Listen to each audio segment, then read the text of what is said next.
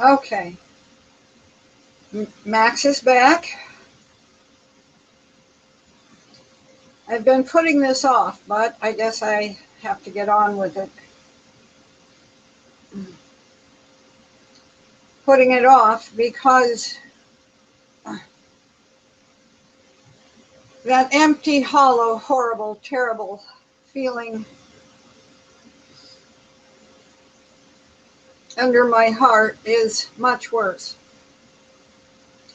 I have not ever felt such desolate emotions. Not in all my years have I ever felt anything quite as horrible, anything anywhere near as horrible as the feelings that I have now.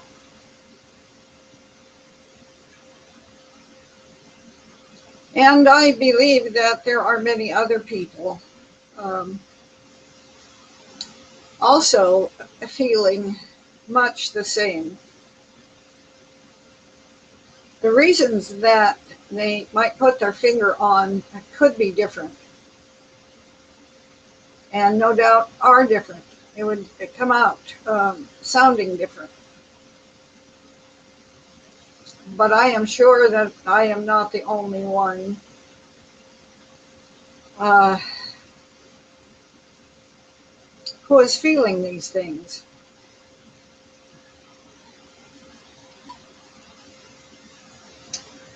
Okay, getting to it, I'm not going to talk about the trivia. Hillary's health status or not, um, the assassination attempt upon Putin or not. Not going to talk about any of those things. Those are blimps on the radar. Here today, gone tomorrow.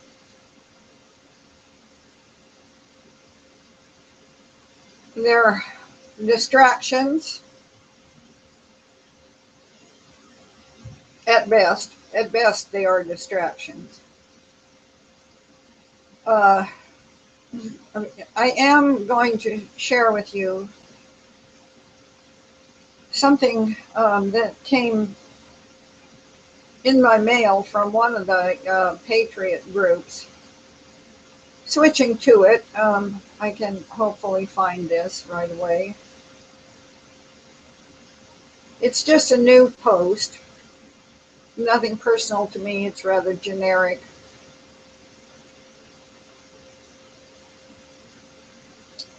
Shows a picture of Obama and the Secretary of Defense. What the hell is his name? Ashton Carter, or Carter Ash, something like that, whatever his name is. He looks like a real idiot dwerb. I'll put the picture up. Oh my God. Headlines coming from the New York Times. United States Secretary of Defense warns Russians to stay out of U.S. elections.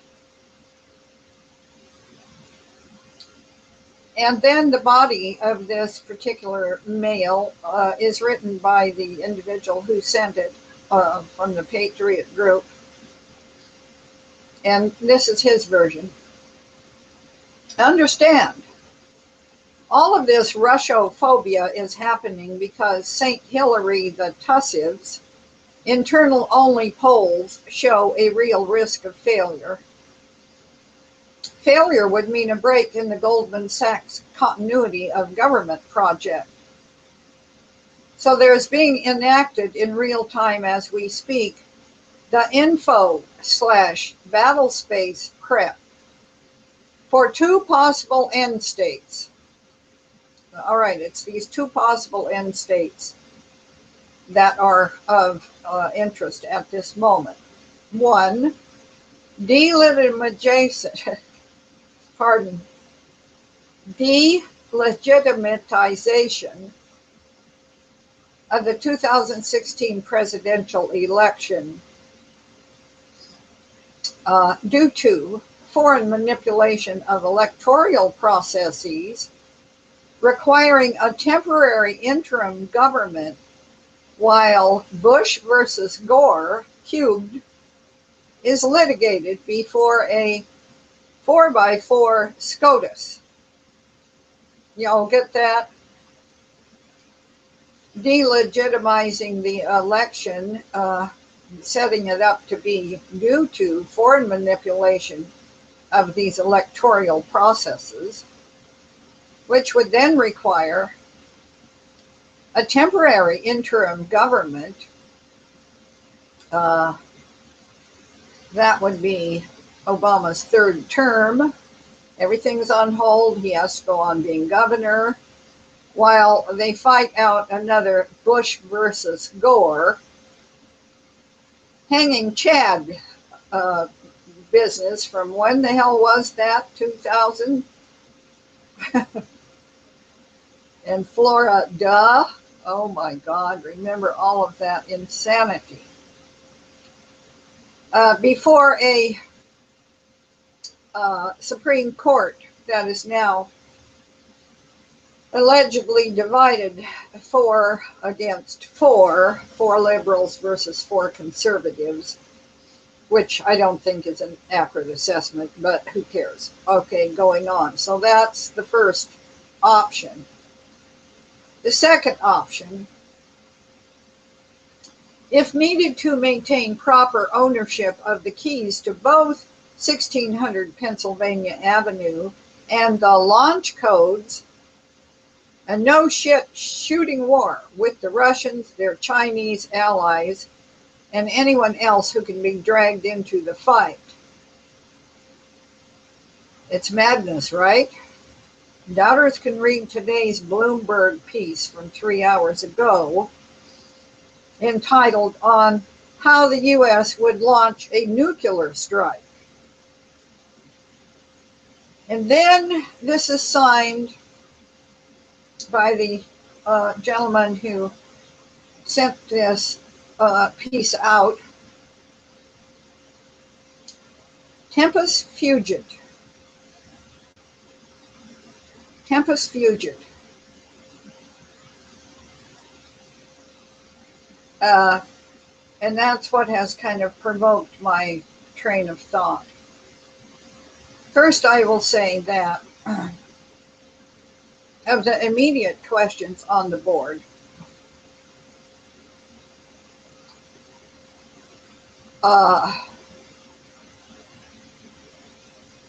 let's even just skip that. I just want to go to Tempus Fugit.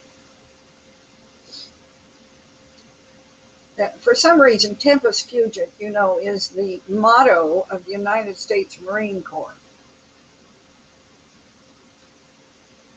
I don't really know much about the United States Marine Corps. I do not know why they selected that particular motto. I don't know much about the Marine Corps at all. I was thinking about the 3 Marines that I have personally known in my life. And I am prompted to tell you, for some reason, about those 3 Marines. The first Marine I knew,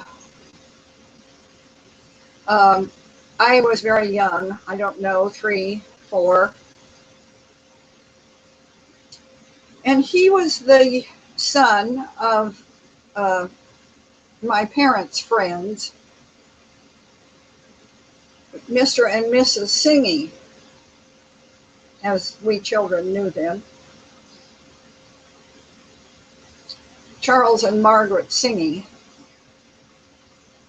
And Chuck was their son,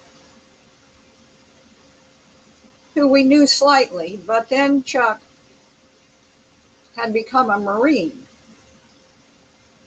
We didn't, of course, know what a Marine was.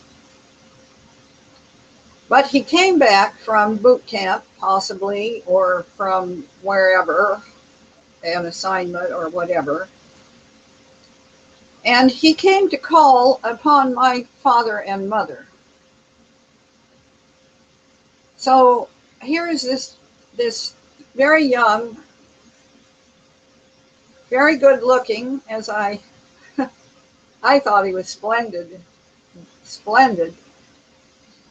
in his military uniform.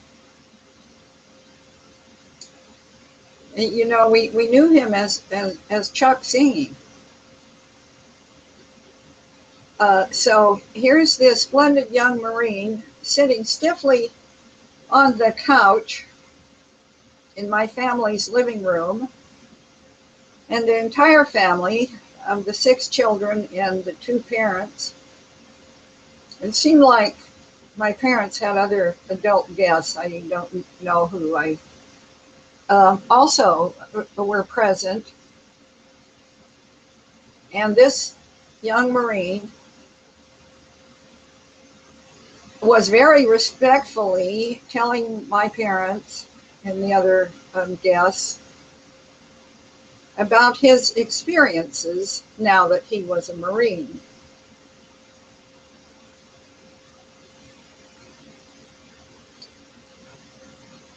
It was fascinating. He was a very funny, interesting speaker. Everyone just listened to him with rapt attention. And then I remember it was snowing. And Chuck Singing, the Marine, got up and went out of the house to his car. And it was snowing, and he came back in, and he had snowflakes all over his uniform. And he brought in his accordion. And he played his accordion for us, as he had done on several other occasions in my childhood. So that was my first Marine. The next Marine that I knew personally, I'm kind of embarrassed to tell this story, was I was a young woman traveling alone up the west coast of the United States.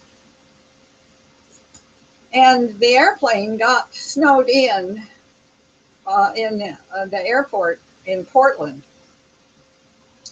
And back in those days, the airlines really took good care of their passengers.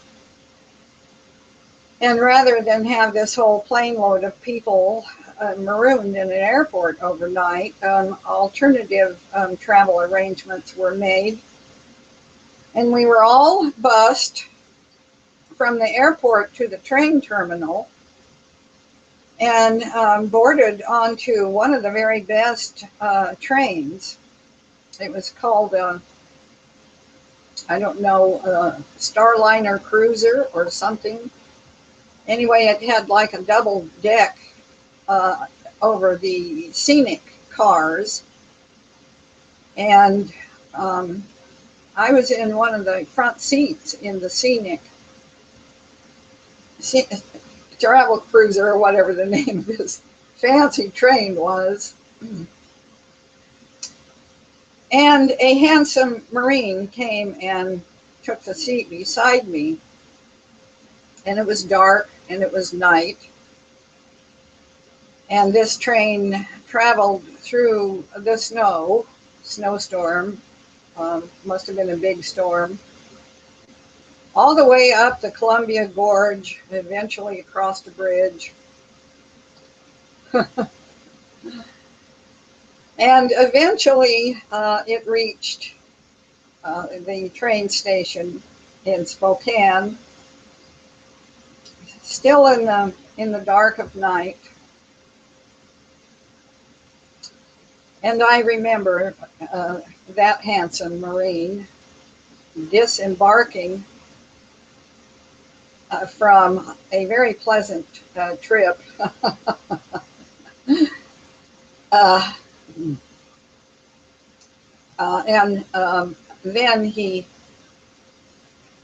made a little gesture to me there, and he turned and walked off into the snowy night, accompanied by, I presume, a woman that was his wife and two small children who had come to meet him at the train. And I knew this Marine was carrying a simple, harmless memory that he would cherish. So that was my second Marine that I have known personally.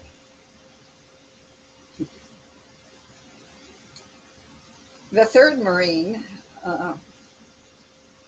that I have known personally, his name is Cameron.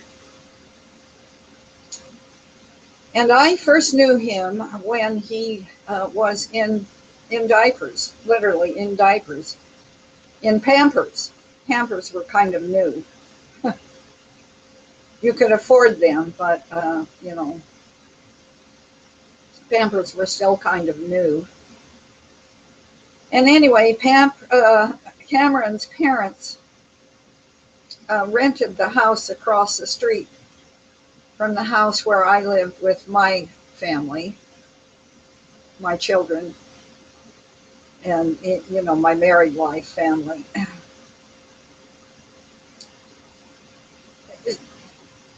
Cameron was a very tiny toddler. I have a very vivid picture in my memory of this tiny, tiny toddler, all bare except for his little Pampers, and he was running up the sidewalk in front of that house across the street. The tiniest little toddler you ever saw. Cameron was genetically a dwarf. Well, in course of time, his parents bought a house. They moved, still in the same neighborhood. Life went on. And eventually, Cameron and my youngest son continued their friendship.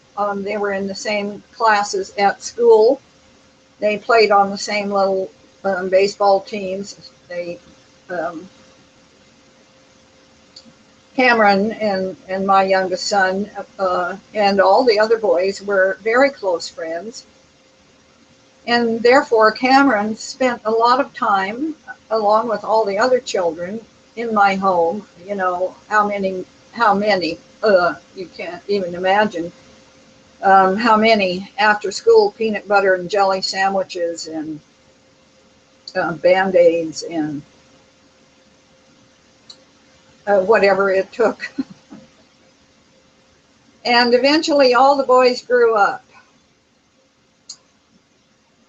Cameron's parents, somewhere, I don't remember all the details of this, but Cameron's parents attempted to get him some hormonal therapy treatment of some kind for his dwarfism. And he did grow. He did grow, but just barely. Just barely. And I'm talking about all this because Cameron, there were several things about Cameron that stand out. He was a smart, tough little kid, and he saved his pennies, and he nickeled and dimed the other kids. He always had some kind of little money-making scheme going on. And he always made a little bit of a profit. And, the kids laughed about it, but Cameron was shrewd. And he did it legally, but he always had a scheme going with this little nickel and dime thingies he did. So that was one thing about Cameron. The other thing about Cameron is he was so tough. He was so tough. He never got left behind by anything that the other boys were doing. And if it was something that just absolutely was unmanageable, the other boys would help him. They would do whatever it took to all haul him along. And I remember one Halloween, I don't know if they were, I think they were going to be in a parade or something. They fixed up somebody's bike and they put Cameron wrapped up in a blanket in the basket of the bicycle, and Cameron had to play the part of E.T. phone home. Oh my God. So they were in I think it was a Christmas parade that they did all this in. But anyway, Cameron was tough. He could keep up with the best of them, and he did. And all this while, Cameron wanted to grow up to be a United States Marine, and he did. He actually had to petition for a special dispensation of some sort from the Marine Chief of Staff, United States Chief of Staff of the Marine Corps, because he just wasn't quite tall enough.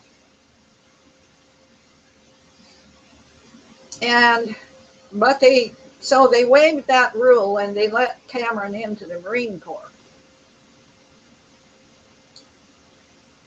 And of course, they all thought that he would crash, he would burn out, he couldn't possibly get through boot camp, he couldn't make it. He couldn't make it, but Cameron somehow he persuaded the United States Marine Corps to give him a chance. So before Cameron left to go to the Marine Corps, he spent a whole day. He asked his mother to go with him. I remember she was driving and she stayed in the car. But she accompanied him. And he went to see everyone who mattered to him. And he came to see me. He didn't come to see my son. He came to see me. And this was it was after high school graduation, so I think this was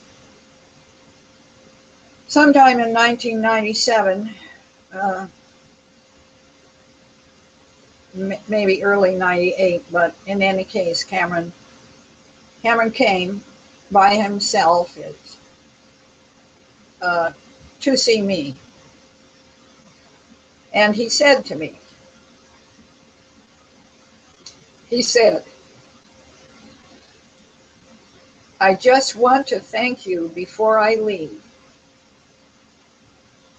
for what you have done for my life."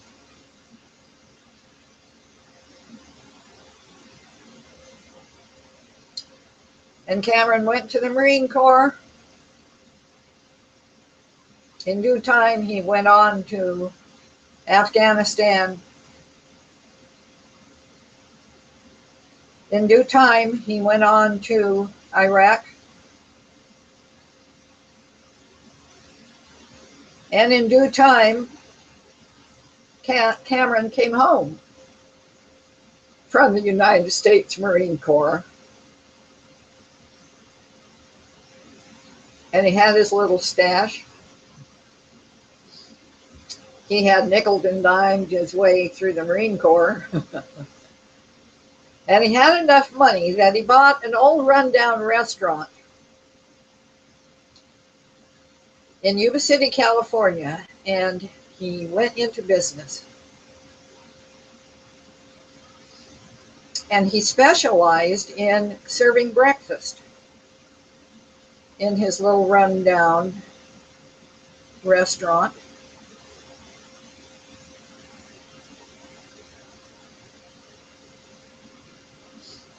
I didn't see Cameron again.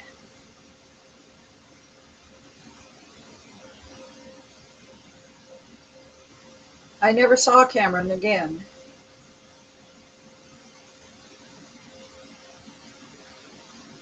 But the point of this is that Cameron is a United States Marine.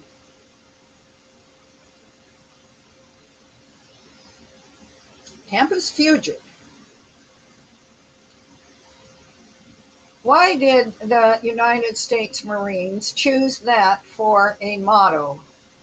Mottos are kind of obsolete and old-fashioned, but they used to be, as I understand it,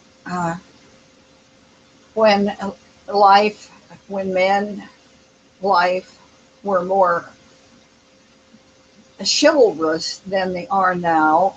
Mottos were important things.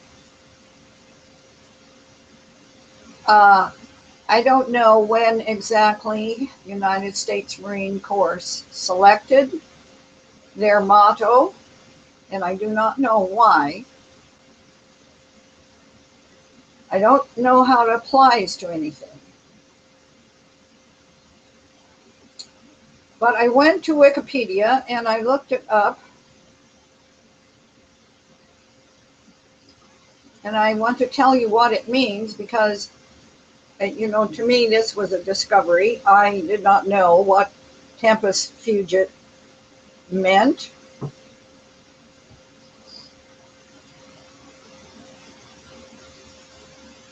So Wikipedia says Tempus Fugit is a Latin phrase. Yes, we knew that.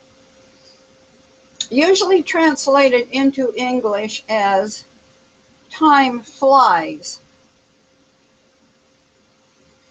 Actually, it would be more accurately translated as time flees. The expression comes from line 284 of Book 3 of Virgil's Georgics, where it appears as fugit in reprobile tempus. It escapes irretrievable time.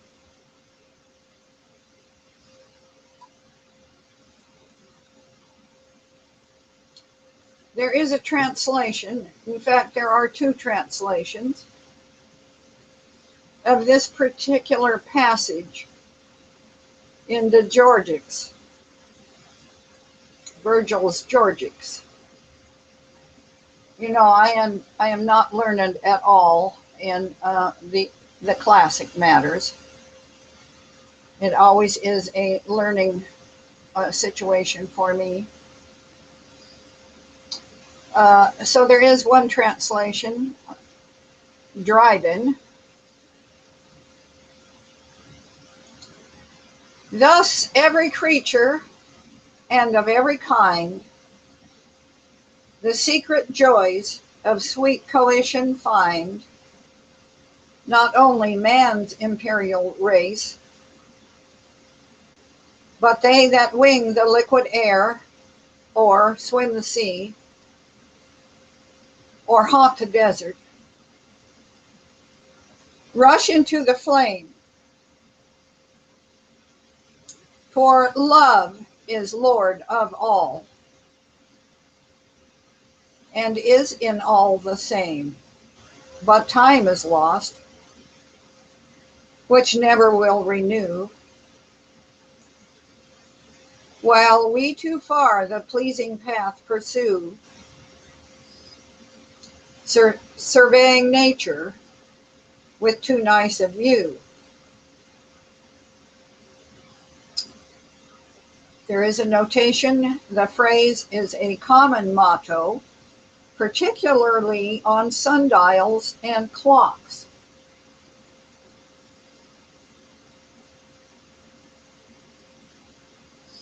I will read the second translation, attributed to Rhodes.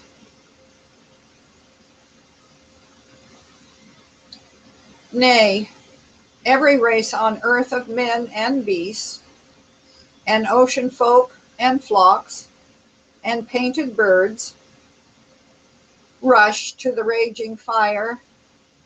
Love sways them all.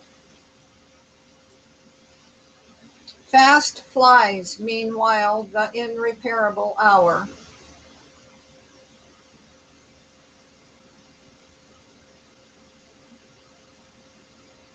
As point to point our charmed round we trace.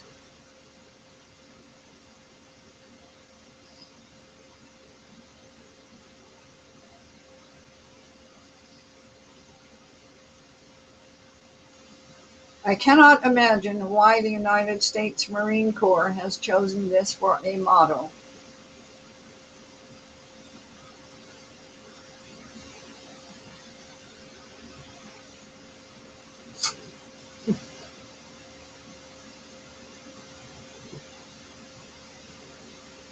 Tempus fugit.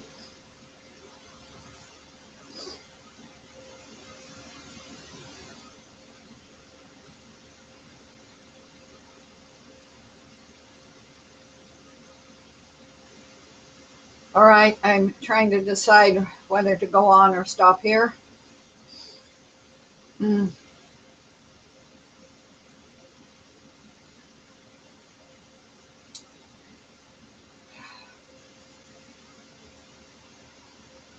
I think I will stop while I'm ahead.